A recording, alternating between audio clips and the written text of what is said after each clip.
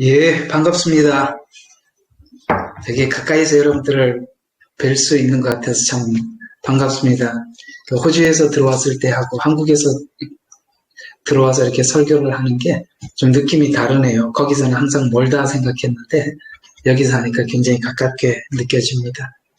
자, 오늘은 우리 야곱 이야기를 마지막으로 정리를 하도록 하겠습니다. 창세기 35장 1절에서 7절 말씀 제가 봉독해 드리겠습니다. 하나님께서 야곱에게 말씀하시기를 일어나 베델로 올라가서 거기에 거하며 거기에서 내 형 에서의 얼굴을 피하여 도주하였던 때에 너에게 나타났던 하나님께 제단을 쌓아라 하시더라. 그러자 야곱이 자기 가족과 자기와 함께한 모든 자들에게 말하기를 너희 가운데 있는 이방신을 버리고 정결케 하며 너희 옷을 갈아입어라. 그리고 베델에서 일어나서 베델로 올라가자. 나의 고난의 길에 내게 응답하셨고 내가 갔던 길에서 나와 동행하셨던 하나님께 내가 거기서 제단을 쌓으리라 하니 그들이 자기들의 손에 있는 모든 이방신들과 그들의 귀에 있는 모든 귀고리들을 야곱에게 주었고 야곱이 그것들을 세겜 근처에 있는 상수리 나무 아래에 감추었더라. 그리고 그들이 길을 갈 때에 하나님의 공포가 그들 주위에 있는 성읍들의 위에 임함으로 그들이 야곱의 아들들을 뒤쫓지 못하더라. 예, 5절까지만 하겠습니다. 자, 오늘 야곱 이야기를 오늘 이 이야기로 마무리하고 정리를 해보려고 합니다. 본문을 잠깐 관찰해 보시면 그 앞쪽에 그러니까 27장인가요? 28장인가 그쯤 나타나셨던 하나님께서 베델에서 하나님의 야곱을 만나 주셨죠.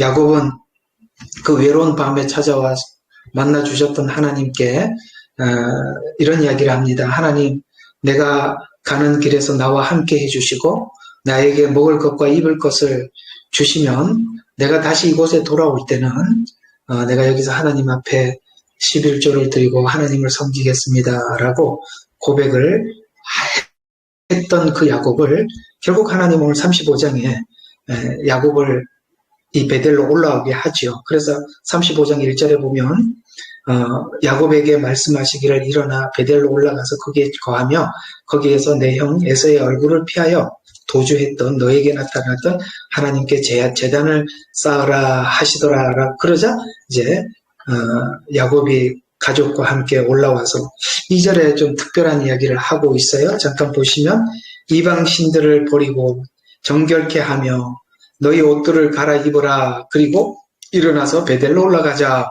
고난의 길에 내게 응답했던 하나님께 이제 내가 갔던 길에서 나와 동을 쌓으리라 하니 그때 제단을 쌓는 것뿐만 아니라 여기 중요한 이야기가 나오는데 4절에 보면 그들이 자기들의 손에 있던 모든 이방신들과 그에게 있는 귀에 있는 모든 것을 귀고리의 야곱에게 주었고 그러니까 이건 뭐냐면 그 당시에 자기 자기 재산에 대한 권리를 주장할 수 있는 요즘으로 말하면 뭐 등기부 등본에 자기 이름이 기록된 거 뭐 이렇게 표현할 수 있겠습니다만 그래서 이런 것들을 전부 다 가족들이 야곱에게 주었더니 야곱이 그걸 가지고 옛날 같으면 이게 참 소중한 거니까 훗날 자기 재산권을 주장하기 위해서 소중해 보이지만 야곱이 그것들을 세겜 근처에 있는 상수리 나무 아래 감추었더라라고 표현하고 있는 상수리 나무는 결국에는 구약 내내 이 상수리 나무가 등장하는 걸 보면 이게 십자가를 의미한다는 걸 알 수 있게 됩니다.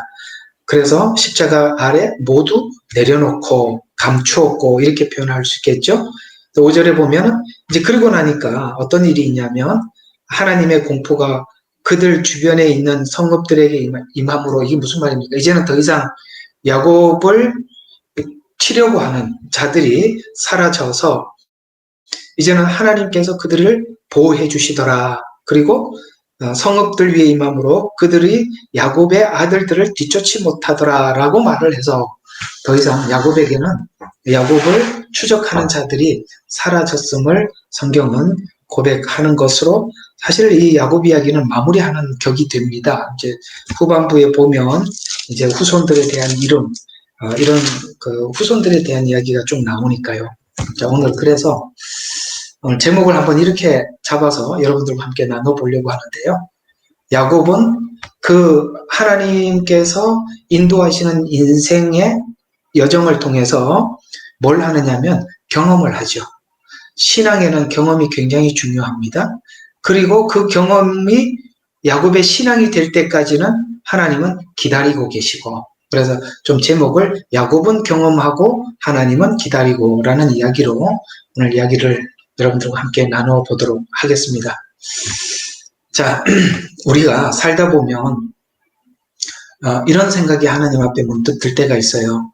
우리가 처음에 주님을 만났을 때 그 감격스러웠던 신앙 고백들, 어쩌면 이제 이 세상에 무엇과도 바꿀 수 없는 주님이 내게 가장 중요한 분으로 자리매김하게 되었고, 살면서 절대 하나님을 버리지 않고 부인하지 않고 떠나지 않았을 것 같은 그런 신앙 고백을 했음에도 불구하고 어느 시점에 와서 보면 그 감격이나 고백들은 다 어디 가고 정말 뼈만 앙상하게 남는 나를 생각해보면 이런 생각이 들죠. 내가 하나님 앞에 그때 고백했던 그 고백이 진심이었는가? 그때 하나님께서 나를 만나주셔서 약속했던 그 수많은 약속들이 지금도 여전히 하나님을 기억하고 계실까? 나는 지금 진행형일까? 아니면 하나님께서 이제는 이렇게 나와 관계를 끊어버렸나? 이런 생각이 들 만큼 정말 내가 예수를 믿기는 했었나? 이런 생각이 들 때가 오지요. 그런데 오늘 이 35장은 거기에 대한 대답입니다.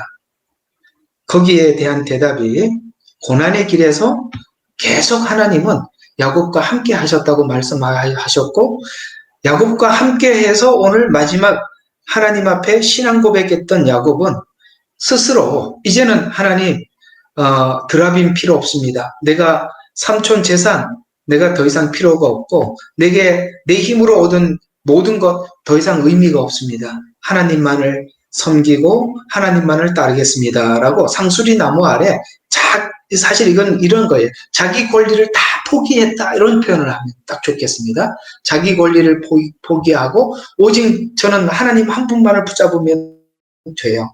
그분 하나님 한 분으로 족합니다. 라고 고백을 했을 때 드디어 하나님께서는 이제 야곱의 생애 속에 찾아오셔서 공급자가 되어주시고 보호자가 되어주시고, 그래서 이제는 하나님과 함께하는 누리는 삶을 살면서 그는 하나님 안에서 더더욱 분명해져가고 담대해져가는 그런 야곱으로 바뀌게 되어 가지요.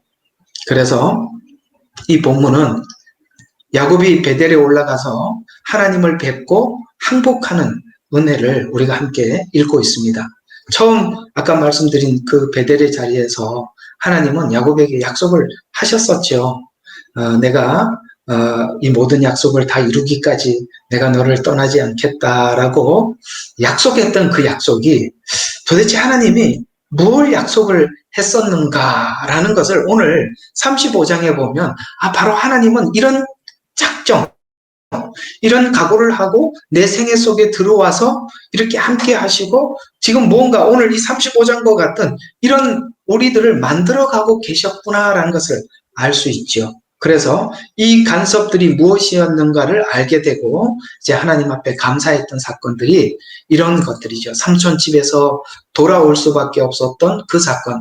내가 삼촌 집에서 정말 그 야곱은 재산을 더 늘리고 자기가 원하는 라헬을 얻기 위해서 사실 14년이라는 긴 기간을 봉사하고 자기를 위해서 그렇게 했었지만은, 그러나 35장에 결국에 이 자리에 와서 하나님께 항복하고 있지 않습니까? 그래서 자기가 모든 자기가 할 수 있는 방법을 다 동원해서 지금까지 살아왔지만 결국에는 하나님은 이 자리로 인도하시기 위해서 앞에서 베델에서 이것 때문에 약속했던 거구나. 정말 하나님 한 분만을 붙잡는 그런 자로 하나님께서 변화시켜 주시고 완성시키기 위해서 하나님께서 내 인생에 간섭하셨구나라는 것을 알 수 있죠. 그래서 그 앞에 에서와 싸우고 씨름하여서 야복강에서 만나 주셨고, 또 그 이후에 그 야복강 사건 이후에 바로 베델로 올라온 게 아니라 세겜에 잠시 머물러서 디나의 강간 사건이 기록되고 있지 않습니까? 그래서 이런 모든 일련의 과정들을 회상해보고 있는 것이죠. 그래서 지난 날들이 지금 이제 베델에 와서야 하나님께서 내게 뭘 하려고 하기 위해서 이렇게 간섭하셨는지 이해하게 되더라는 것이죠. 우리가 성도들이 이런 게 있어요. 하나님께서 우리를 구원하셨을 뿐만 아니라 하나님께서는 구원하셨을 때는 어떤 목적을 가지고 구원을 하셨는데 그 목적을 우리가 어떤 사람들은 알고 가기도 하고 어떤 사람은 모르고 가지만 분명한 거는 알고 가는 사람이나 모르고 가는 모든 사람 위에 하나님이 가지고 있는 목적은 동일하며 변함이 없고 오직 모두가 이 길로 하나님께서 이끌어 가고 있다는 것에 대해서는 아는 사람이나 모르는 사람이나 하나님의 목적은 동일하다는 것이죠.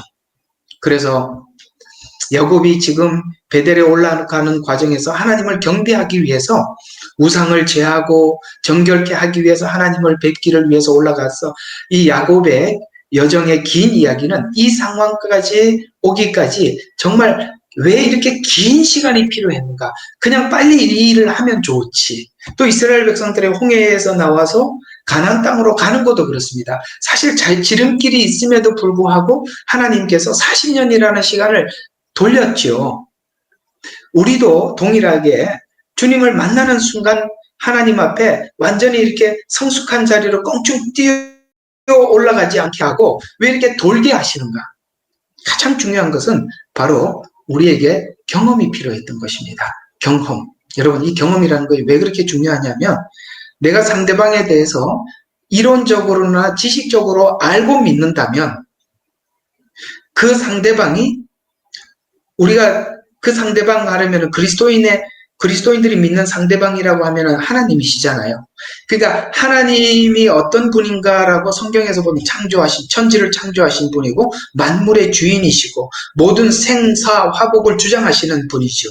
우리가 이런 하나님을 경험 없이 믿게 되면 둘 중에 하나입니다. 뭔가 그 믿는 하나님을 통해서 내가 뭔가를 얻어내기 위함이겠죠.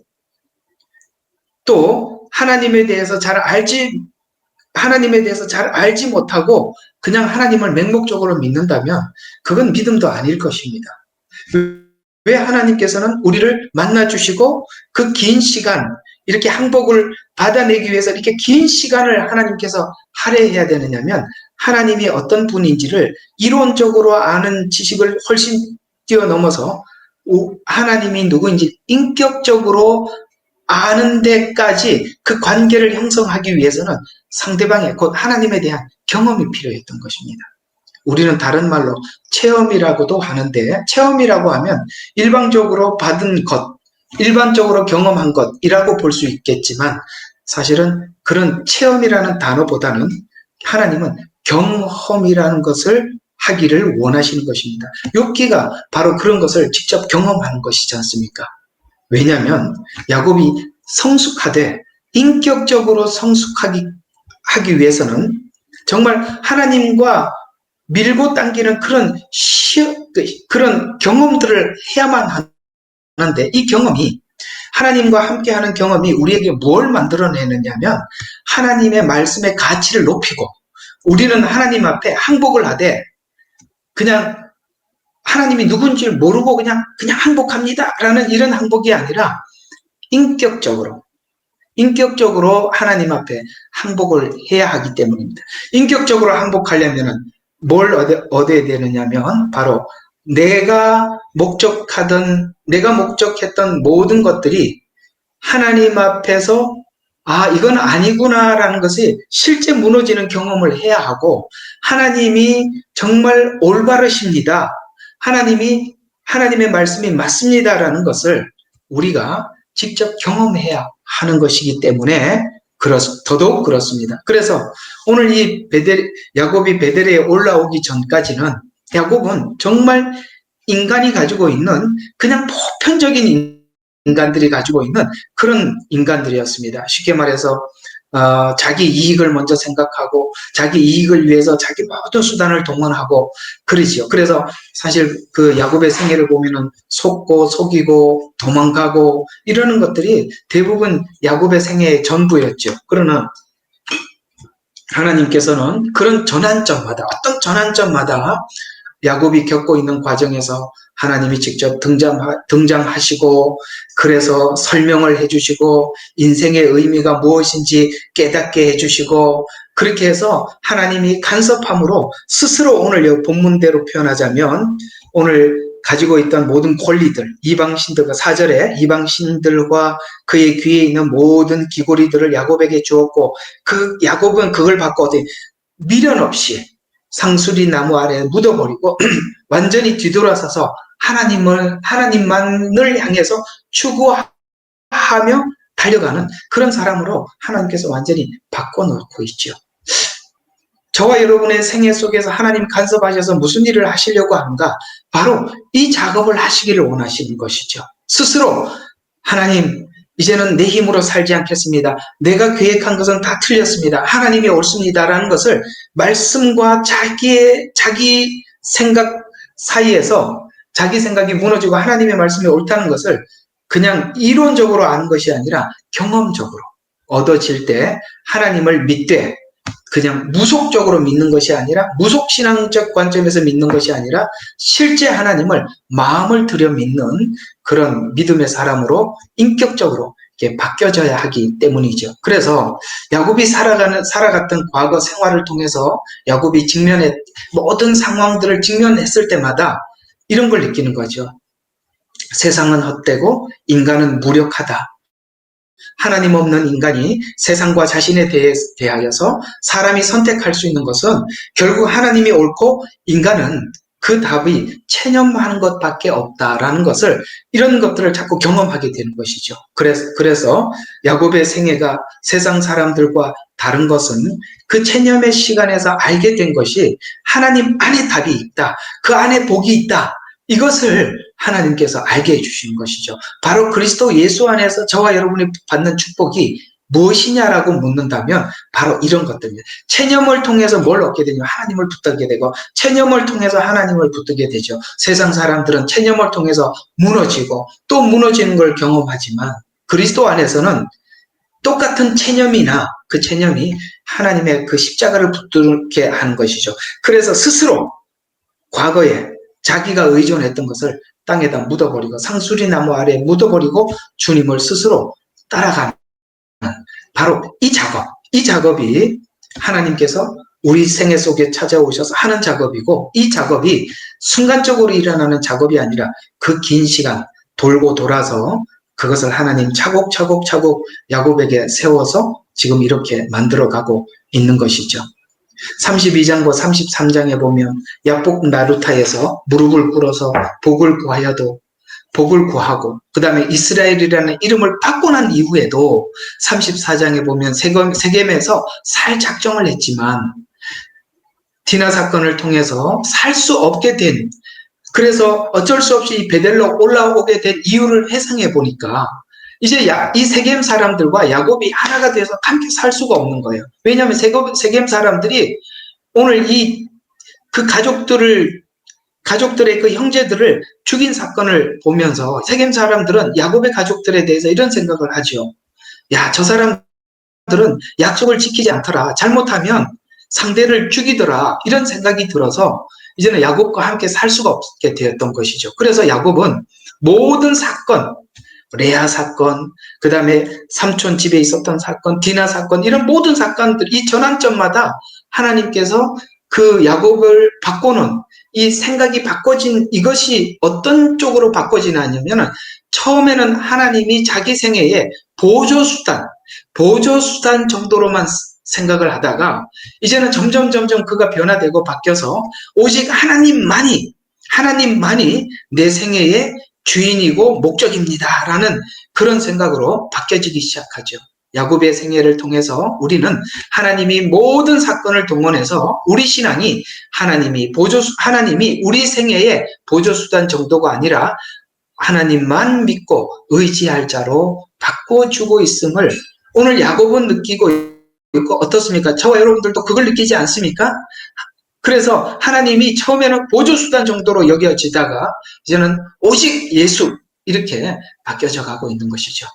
그래서 믿음을 가지면 우리가 어떤 능력으로 이런 자리에까지 올려줄 것으로 생각하고 또 우리가 그렇게 생각하지만 그러나 이 모든 우리의 지정의 인격적으로 하나님 앞에 항복할 때까지 하나님의 말씀이 옳고 하나님 말씀을 따르겠다라고 그게 될 때까지 경험하게 하실 것이고 하나님은 기다리고 있는 것입니다. 그래서 이스라엘 백성들에게도 그 긴 광야라는 시간이 필요하고 야곱에게도 필요했을 뿐만 아니라 저와 여러분에게도 그 시간이 길게 가는 것입니다.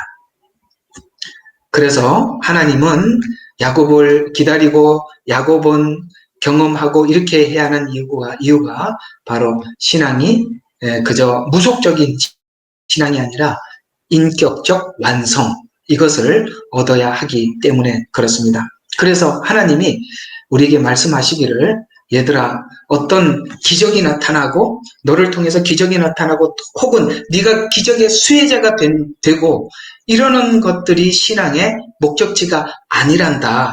내가 원하는 것은 네가 스스로 하나님을 알고 네 스스로 회개하고 돌아오는 것이다 라는 설명을 우리에게 이렇게 권면을 하면서 설명을 해주는 이런 이야기가 있어요. 마태복음 11장 23절과 20절과 23절의 말씀이 이 이야기예요. 주께서 자기가 권능을 가장 많이 행하신 성읍들이 뭘 하지 않느냐면 회개하지 아니함으로라고 여기 회개라는 단어가 등장하고 있습니다. 권능을 많이 행했지만 회개하지 않았어요. 그래서 회개하지 아니함으로 책망하기 시작하더라. 고라시나 너에게 화 있으리라. 베세다야 너에게 화 있으리라.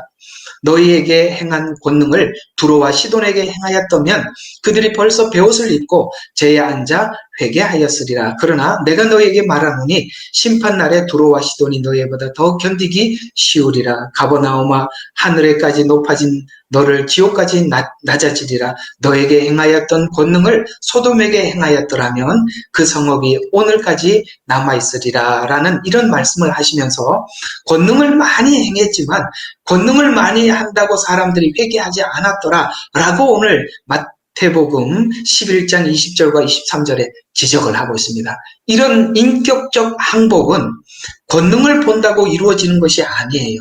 이들에게는 그런 권능을 행했지만 하나님이 목적한 회개, 지정의, 인격적으로 하나님 앞에 돌아선 이런 일들은 없었다는 것이죠. 그래서 그 말을 연이어서 이렇게 풀어서 설명을 하고 있어요. 연이어서 나오는 말이 이런 말입니다. 자, 지혜롭고 슬기로운 자들이 알아차리지 못했다라고 25절에 보면 하늘에 계신 하늘과 땅의 주이신 아버지여 이런 자들을 지혜롭고 슬기로운 자들에게는 숨기시고 어린아이들에게 나타내심을 감사하나이다. 그러하옵나이다. 아버지여 이는 그렇게 하는 것이 아버지 보시기에 선함이니이다. 내 아버지 외에는 아들을 아는 사람이 없고 또 아들과 아들이 아버지를 계시하고자 하는 자 외에는 아무도 아는 사람이 없습니다라고 말을 하면서 여기 어린 아기들에게 나타내심을 감사합니다라는 말의 뜻은 무슨 말이냐면 어린아이 같은 자들이 알아차리지 못한다는 말인데 이 말의 뜻은 복음과 구원이 인간 쪽에서 출발한 것이 아니라는 것입니다. 왜냐하면 슬기롭고 지혜로운 사람들이 알아차리지 못했더라면 어린아이 같은 자들은 더 알아차리지 못했을 것이다 라는 뜻에서 복음과 하나님의 간섭과 하나님께서 우리 가운데 일하시는 이 모든 것들이 우리에게는 아무 이유와 원인이 없었고 하나님 쪽에서 출발했습니다라는 이야기입니다. 그렇습니다. 우리는 구원을 받았을 때도 그랬고 저와 여러분이 하나님 안에 그리스도 예수 안에서 변화되는 과정도 우리가 돌아 생각해 보면 우리는 우리가 모르는 사이에 하나님께서 우리의 생애 속에 찾아 들어오셔서 우리의 생각들을 하나 둘 그 방향을 바꿔놓고 있고 조금씩 우리를 변화시켜서 오늘 어느 순간에 가보면 우리가 이렇게까지 바뀌었어? 이렇게 변화되었어? 라고 생각할 만큼 우리가 알아차리지 못하는 방식으로라도 하나님께서는 이렇게 바꿔놓고 있다는 것입니다. 오늘 이 야곱의 생애를 우리가 쭉 몇 시간을 살펴봤습니다만 야곱이 그걸 한 번이라도 알아차린 적이 있었나요? 없었지요. 그런데 지금 오늘 여기 35장에 베델에 와서 보니 하나님이 뭘 하려고 했던지 드디어 알게 되더라라는 것입니다. 그래서 이 말씀이 야곱의 생애 여정에서 내린 결론이 모든 경험들이 자신이 목적한 것대로 내가 목적한 것에서 마치지 않더라. 하나님이 이걸 알려주고 또 결국 하나님이 목적했던 결론으로 귀착하더라라는 것을 알려주더라는 것이죠. 바로 이 두 개를 하나님께서 비교해서 분명히 밝혀줌으로 인해서 하나님의 목적과 의지는 서고 이제는 내가 계획하고 내가 내 뜻대로 살려고 하는 모든 것은 내려놓게 하더라라는 것입니다. 그래서 창세기를 기록했던 그 창세기 안에서 여기 인물들이 많이 나오죠.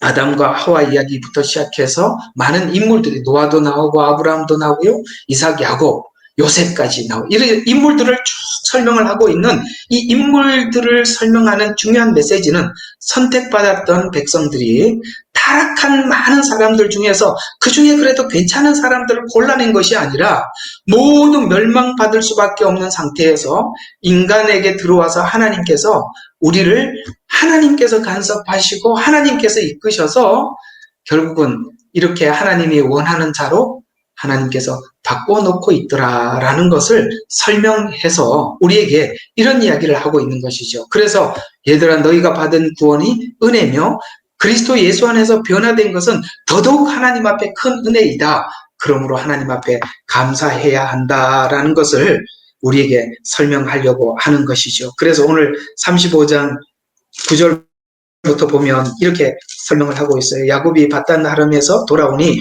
하나님께서 야곱에게 다시 나타나 그에게 복을 주시더라. 그러면서 드디어 이 복이 무엇인지 10절에 이렇게 말씀하고 있습니다. 하나님께서 그에게 말씀하시기를 내 이름이 야곱이나 그렇습니다. 우리는 원래 야곱이었는데 복을 받았던 거예요. 그리고 야곱같이 살았는데도 하나님께서 바꾸어줘서 내 이름이 야곱이나 내 이름이 더 이상 야곱이라 불리지 아니할 것이요 이스라엘이 내 이름이 되리라 하시고 그의 이름을 이스라엘이라 부르시며 라고 이렇게 말씀하고 있습니다. 그렇습니다. 원래 우리는 야곱이에요. 그러나 하나님께서 간섭하셔서 결국은 이스라엘처럼 살게 해주시고 바꿔주시고 하나님은 이스라엘이라고 말씀하셔서 우리가 이제 그리스도인이라 그리스도께 속한 사람이라 나는 하나님의 사람입니다 라는 이 자부심이 지난날에는 숨기며 살았지만 이제는 모두에게 공개하면서 저는 하나님의 사람입니다. 저는 하나님의 보호를 받을 뿐만 아니라 하나님의 전적인 약속 아래에 있는 사람입니다 라는 것에 자부심을 우리가 얻게 만들죠. 후에 가보면 야곱이 바로를 축복하는 장면이 나오는데 그 당시에 바로는 누굽니까?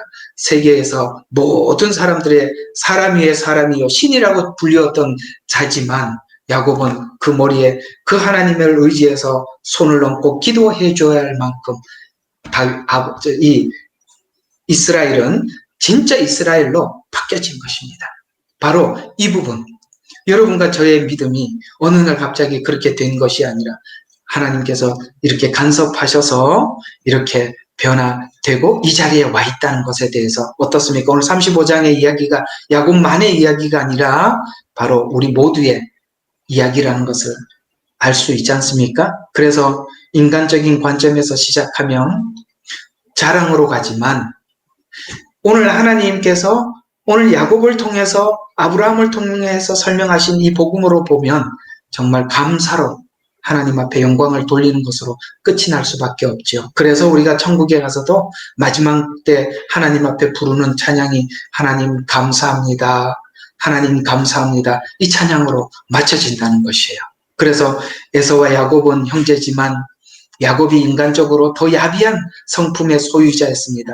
사실 이 야곱과 에서를 비교해보면 야곱은 에서보다 의리도 없고 남의 것 속여다가 빼앗는 약탈자이고 또 남을 돌봐줄 줄도 모르는 그야말로 정말 야비한 어떤 성품의 소유자인 야곱을 등장시켜서 하나님의 성품을 가진 자로 바꿔준 것을 우리에게 알려주고 싶어서 오늘 야곱을 설명을 하고 야곱이 그러한 자이다. 너하고 비교해서 뭐가 다르냐라고 우리에게 물으면서 그렇지만 걱정하지 마라. 내가 너의 생애 속에 간섭하셔서 은혜를 모르는 자였지만 그거 줄 것이며, 그리고 너는 하나님의 사람으로 내가 이렇게 결국 바꿔놓을 것이다 라는 것을 우리에게 설명해 주기 위해서 이런 인물들을 동원해서 우리에게 설명하고 있는 사람 중에 야곱이 가장 중요한 사람으로 우리에게 소개되고 있는 것입니다.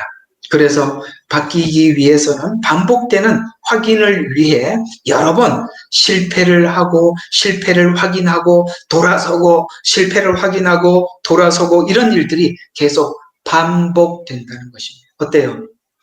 계속 반복되죠. 전에 해결된 것 같은데 시간이 지나면서 여러분과 저의 생애를 뒤돌아보면 지난날 실수를 또 한 번 하고 또 반복하고 하나님 앞에 또 머리 숙여 되돌아오고 그렇게 바뀌어서 더 이상은 하나님께서 어떤 말씀을 하더라도 하나님 말씀이 옳습니다라고 순종하는 자가 돼서 오리를 가자 그러면 심리를 동행해 줄 수 있는 사람하고, 왼뺨을 치면 오른뺨을 치면 왼뺨을 돌려댈 줄 아는 사람으로 이렇게 하나님 앞에 설 수 있는 사람으로 바뀌어가고 있다는 것이 오늘 야곱의 생애 속에 간섭하신 하나님이요 저와 여러분의 생애 속에 이렇게 간섭하고 계신다는 것입니다. 그래서 구원을 홍해를 건넜다면 광야 생활을 하고 있는가? 하나님은 광야 생활을 하고 있는가에서 확인해야 되는 거예요. 우리는 홍해를 걷는 것으로 자꾸 구원을 확인하려고 합니다. 홍해를 걷는 사람들은 반드시 광야 생활이 있는 것입니다. 야곱과 같은 일정이 있는 것이죠. 이론적으로 아무리 홍해를 건넜다고 또 구원의 확신이 있다고 외쳐봐도 광야 생활 관계에서 하나님과의 오늘 이 야곱과 같은 이런 경험과 이런 소통이 없다면 우리는 우리의 구원을 한번 정말 하나님 안에서 받은 구원인가 아니면 그냥 내가 알고 있는 지식인가 생각해 볼 필요가 있는 것이죠. 자, 오늘 야곱 이야기들을 정리하면서 결론적으로 이렇게 한번 이야기를 해 보도록 하겠습니다.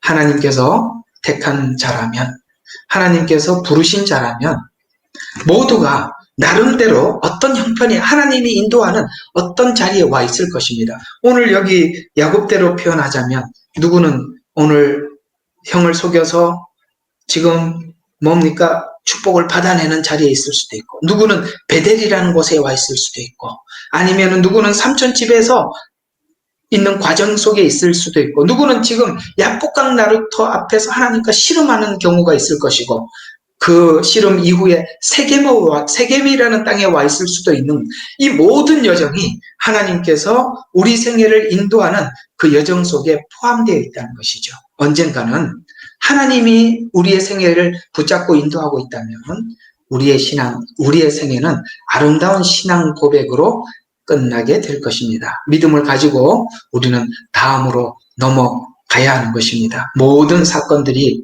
하나님께 더 많이 엎드릴 수밖에 없는, 더 많이 구하고 하나님 앞에 기도하는 자리로 나올 수밖에 없는, 하나님의 말씀을 의지할 수밖에 없는 결과로 하나님은 만들어내실 것입니다. 본문을 통해서 모든 신앙인들의 시선을 모으고 확인해야 될 것은 야곱의 인생에 있었던 일들이 오늘 우리에게도 일어나고 있다는 것에 대해서 우리는 그걸 받아들여야 되는 것입니다.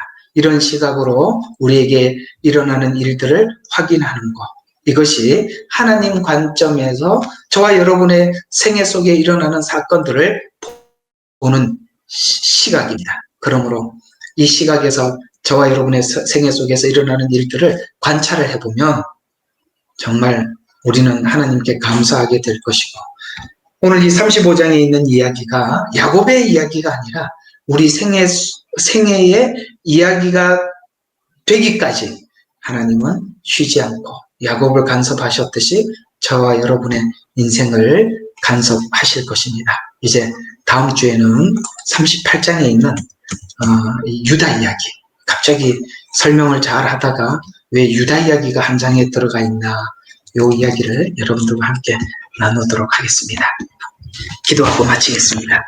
아버지 하나님, 오늘은 한 5시간 정도 시간을 걸쳐서 저희들이 야곱의 생애들을 함께 돌아보면서 그 야곱의 생애가 야곱 한 사람의 생애가 아니라 정말 우리의 생애와 너무나도 닮아 있음을 보게 됩니다. 그러나 우리가 오늘 이 35장을 보고 희망과 아버지의 소망을 갖는 것은 하나님께서 이 야곱이 왜 이렇게 긴 시간 하나님과 실험해야만 했을까라고 봤을 때 실패를 경험해야 하고 항복의 시간이 필요했기 때문이며, 더 나아가서 아버지 하나님, 우리가 맹목적으로 하나님께 아멘 하고 따르는 것이 아니라, 맹목적인 것이 아니라 우리가 인격적으로 하나님 앞에 우리 신앙 고백이 마음과 뜻과 정성을 다해서 하나님 앞에 해야 할 고백이기에 아버지 하나님, 이 시간이 필요했음을 저희들이 함께 보게 됩니다. 사랑하는 성도들을 하나님 기억하여 주시고, 아버지 하나님, 이런 인생의 생애 속에 저들 또한 오늘 이 35장의 소망을 가지고 나름대로 저들이 지금 어디에 어떤 형편에 있던지 하나님 이 자리로 이끌어 하나님, 정말 하나님의 그 영광을 볼 수 있는 시간이 있게 축복하여 주시옵소서. 예수님 이름으로 기도합니다. 아멘.